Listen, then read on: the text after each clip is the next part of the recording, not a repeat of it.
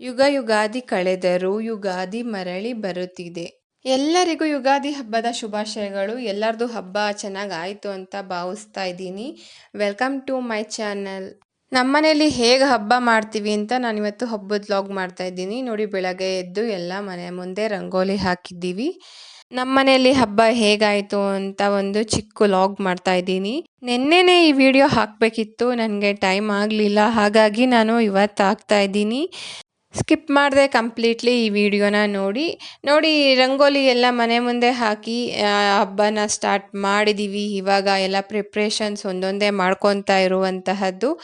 ಮನೆಗೆಲ್ಲ ಮಾವಿನ ತೋರಣ ಹಾಕಿ ಬೇವಿನ ಸೊಪ್ಪನ್ನೆಲ್ಲ ಸಿಕ್ಕಿಸಿ ಹೂವೆಲ್ಲ ಇಟ್ಟಿರುವಂತಹದ್ದು ನೋಡ್ತಾ ಇರ್ಬೋದು. ಈ ಯುಗಾದಿ ಹಬ್ಬಕ್ಕೆ ಮಾವಿನ ತೋರಣ ಕಟ್ಟಿದ್ರೆ ಹಬ್ಬಕ್ಕೆ ಏನೋ ಒಂಥರ ಕಳೆ.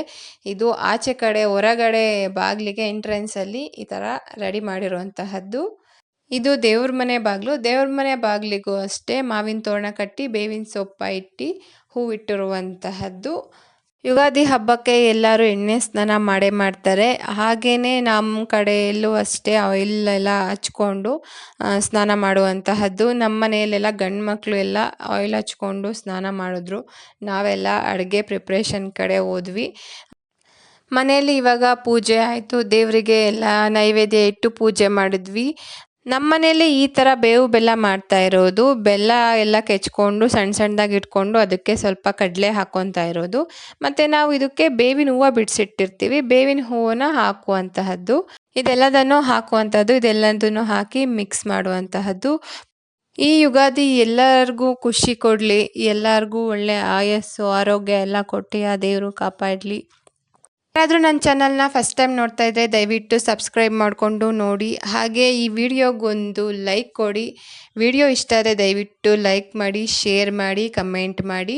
ನೋಡಿ, ಇಲ್ಲಿ ನಮ್ಮದು ಬೇವು ಬೆಲ್ಲ ರೆಡಿ ಆಯಿತು. ಇವಾಗ ಸ್ವಲ್ಪ ನೋಡ್ತಾ ಇರ್ಬೋದು ನೀವು, ಬೇವು ಬೆಲ್ಲ ಇವಾಗ ಪೂಜೆ ಎಲ್ಲ ಆದಮೇಲೆ ಇದನ್ನು ಸೇವಿಸುವಂತಹದ್ದು. ಇದಕ್ಕೆ ನಾವು ಇನ್ನೂ ಸ್ವಲ್ಪ ಎಲೆ ಹಾಕ್ತಾಯಿದ್ದೀವಿ, ಬೇವಿನ ಎಲೆ ಹಾಕ್ತಾ ಇರುವಂತಹದ್ದು. ಬೇವು ಬೆಲ್ಲ ರೆಡಿ ಆಯಿತು. ನೆಕ್ಸ್ಟ್ ಮಕ್ಕಳೆಲ್ಲ ಹಸುವು ಅಂತ ಸ್ವಲ್ಪ ಎಳ್ನೀರೆಲ್ಲ ಕುಡಿದು ಖಾಲಿ ಮಾಡಿದ್ರು.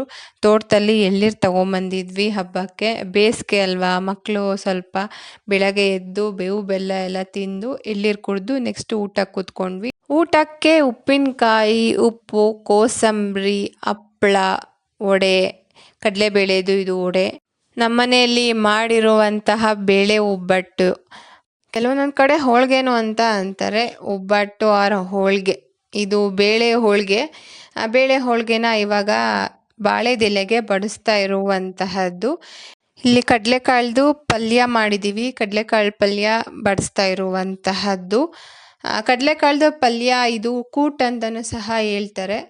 ಇದು ಹೋಳಿಗೆಗೆ ನಾವು ಇದಕ್ಕೆ ತುಪ್ಪ ಹಾಕ್ತಾ ಇರುವಂತಹದ್ದು. ಇದಕ್ಕೆ ಕಾಯಲ್ಲಿ ಹಾಕ್ಕೊತೀವಿ, ಕಾಯಿ ರಸ ಅಂತಲೂ ಸಹ ಕರೀತಾರೆ. ನೆಕ್ಸ್ಟ್ ಇಲ್ಲಿ ಅನ್ನ ಮಾಡಿರುವಂತಹದ್ದು, ಅನ್ನ ಮತ್ತು ಬೇಳೆ ಹೋಳಿಗೆದು ಸಾಂಬಾರ್, ಮಜ್ಜಿಗೆನ ಒಗ್ಗರಣೆ ಮಾಡಿರುವಂತಹದ್ದು. ನೋಡಿದ್ರಲ್ಲ, ನಾವು ಹಬ್ಬಕ್ಕೆ ಇಷ್ಟು ವೆರೈಟೀಸ್ ಮಾಡಿರುವಂತಹದ್ದು. ನೀವು ನಿಮ್ಮ ಮನೆಯಲ್ಲಿ ಈ ವರ್ಷ ಯುಗಾದಿ ಹಬ್ಬಕ್ಕೆ ಏನೇ ಸ್ಪೆಷಲ್ ರೆಸಿಪೀಸ್ ಮಾಡಿದ್ರಿ ಅಂತ ನನ್ನ ಕಮೆಂಟ್ ಬಾಕ್ಸಲ್ಲಿ ಕಮೆಂಟ್ ಹಾಕಿ. ನೋಡಿ, ನಾವು ಇಷ್ಟು ವೆರೈಟೀಸ್ ಇಷ್ಟೇ ಸಿಂಪಲ್ಲಾಗಿ ಮಾಡಿರುವಂತಹದ್ದು ಈ ವರ್ಷ ಯುಗಾದಿಗೆ. ಹೋಳಿಗೆ, ಅನ್ನ, ಸಾಂಬಾರ್, ಕೋಸಂಬರಿ, ಪಲ್ಯ, ಹಪ್ಪಳ, ಉಪ್ಪಿನಕಾಯಿ, ಉಪ್ಪು, ಮಜ್ಜಿಗೆ, ಕಡಲೆಬೇಳೆದು ವಡೆ, ಇಷ್ಟು ನಾವು ಊಟಕ್ಕೆ ಮಾಡಿರುವಂತಹದ್ದು. ನೋಡಿದ್ರಲ್ಲ, ನಾನಿವತ್ತು ಸಿಂಪಲ್ ಯುಗಾದಿದು ಲಾಗ್ ಮಾಡಿದ್ದೀನಿ. ತುಂಬ ಜಾಸ್ತಿ ನನಗೆ ಲಾಗ್ ಇದನ್ನು ಮಾಡೋಕ್ಕಾಗಲಿಲ್ಲ. ನೆಕ್ಸ್ಟ್ ವಿಡಿಯೋದಲ್ಲಿ ಮತ್ತೆ ಸಿಗ್ತೀನಿ ಅಂತ ಹೇಳ್ತಾ ಥ್ಯಾಂಕ್ಸ್ ಫಾರ್ ವಾಚಿಂಗ್.